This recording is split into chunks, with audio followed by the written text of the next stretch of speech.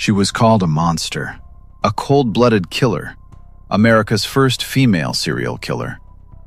But what if the story isn't that simple? What if, behind the violence, there was something much darker? This is the story of Aileen Wuornos, a woman shaped by abuse, survival, and tragedy. Aileen Wuornos was born on February 29, 1956, in Michigan.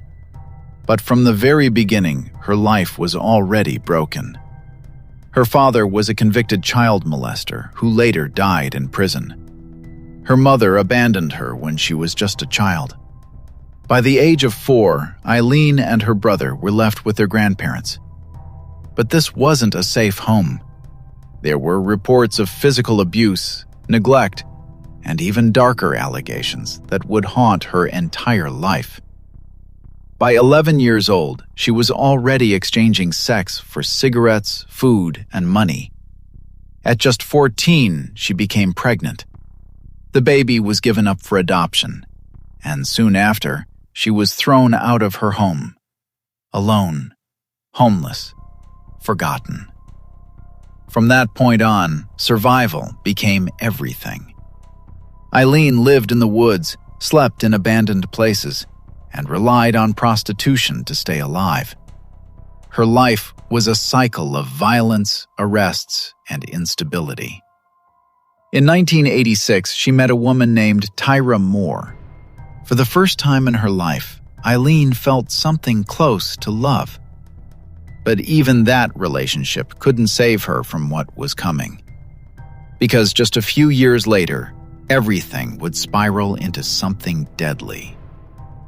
Between 1989 and 1990, 7 men were found dead along highways in Florida. All of them had been shot. All of them had encounters with Aileen Wuornos. Aileen claimed something shocking. She said these men tried to assault or rape her, and she killed them in self-defense. But investigators saw it differently. They believed she was targeting men, robbing them, and murdering them in cold blood. As the bodies kept appearing, fear spread across Florida. Police launched a massive manhunt. Eventually, fingerprints found in a victim's car led them straight to her. But it wasn't just police work that caught her. It was betrayal. Tyra Moore, the person Aileen trusted the most, was convinced by police to help them. She made phone calls, recorded conversations, and slowly pushed Aileen to confess. In January 1991, Aileen Wuornos was arrested. And just like that, her story changed forever. The media exploded.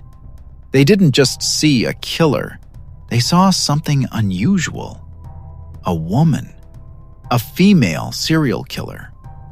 She was labeled the monster. But during the trial, Aileen remained unpredictable.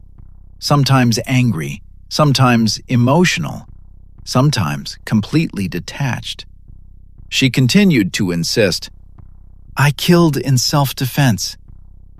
But the court didn't believe her. She was convicted and sentenced to death.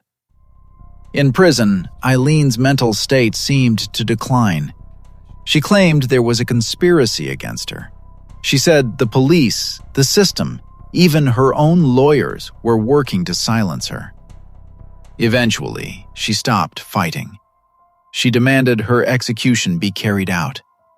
On October 9, 2002, Aileen Wuornos was executed by lethal injection. So what was she? A victim of a brutal life? A killer who chose violence? Or something in between? The story of Aileen Wuornos isn't just about crime. It's about what happens when a life is shaped by trauma and pushed to the edge. Let me know in the comments. Do you think she was telling the truth?